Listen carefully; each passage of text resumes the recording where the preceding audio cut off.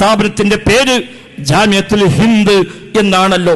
അത് ഇന്ന് രാവിലെ നടന്ന ഇവിടുത്തെ പ്രോഗ്രാമിൽ പങ്കെടുത്ത സൗദി അറേബ്യയുടെ ഉപമന്ത്രി കൂടിയായ ഷെയ്ഖ് ദക്തൂർ അബ്വാദ് ബിൻ സബ്തി അൽ അനസി അദ്ദേഹം പ്രത്യേകമായി എടുത്തു പറഞ്ഞു, നിങ്ങളുടെ പേര് വല്ലാത്തൊരു പേരാണ്. ജാമിയത്തുൽ ഹിന്ദ് എന്നുള്ളത് നിങ്ങളെ കാഴ്ചപ്പാടിനെ അറിയിക്കുന്നുണ്ട്.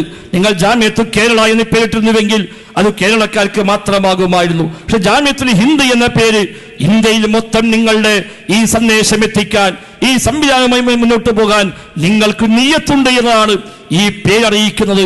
നിങ്ങളെ കൂട്ടായ്മയാവട്ടെ ജംഇയ്യത്തുൽ ഹിക്മയാണ്. ഹിക്മത്തോടുകൂടി വിശുദ്ധ ഖുർആൻ പരിചയപ്പെടുത്തിയതുപോലെ എന്ന് പറഞ്ഞ ഹിക്മത്തോടുകൂടി മുന്നോട്ട് പോകുന്നതാണ് നിങ്ങൾ എന്നത് ആ പേര് കൊണ്ട് മനസ്സിലാക്കാം. ആരെന്തു പറഞ്ഞാലും ആരെന്ത് പറയുമെന്ന് കരുതാതെ കൃത്യമായി തത്വദീക്ഷയോടുകൂടി പ്രമാണമടിസ്ഥാനമാക്കി മൻഹജു സലഫി മൻഹജിൽ ഊന്നിന്നുകൊണ്ട് മുന്നോട്ട് പോകുന്നതാണ് നിങ്ങളുടെ കാഴ്ചപ്പാട് എന്ന് നിങ്ങളുടെ ജംഇയ്യത്തുൽ ഹിക്മ എന്ന പേര് അറിയിക്കുന്നുണ്ട് എന്ന് അദ്ദേഹം എടുത്തു പറഞ്ഞത് വല്ലാത്ത സന്തോഷമായി മാറി. അതെ, ഈ പേരുകളെ നമുക്ക് അന്വർത്ഥമാക്കണം. ഇന്ത്യയുടെ എല്ലാ ഭാഗത്തേക്കും ജാമിയുടെ സന്ദേശം എത്തണം. ജാമിയുടെ ബ്രാഞ്ചുകൾ എല്ലാ ഭാഗത്തും ഉണ്ടാകണം.